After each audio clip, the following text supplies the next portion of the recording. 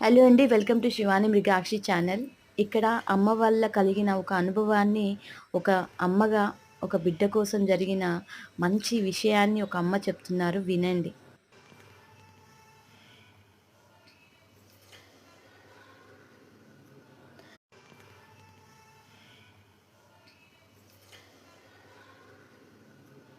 అమ్మ నమస్కారం అమ్మ.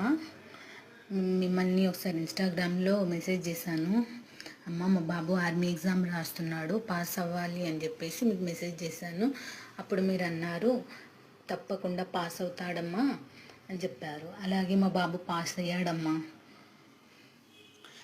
వాడు ఫిజికల్లో మెడికల్ టెస్టులో కూడా పాస్ అవ్వాలని మీ ఆశీర్వాదించండి అమ్మా.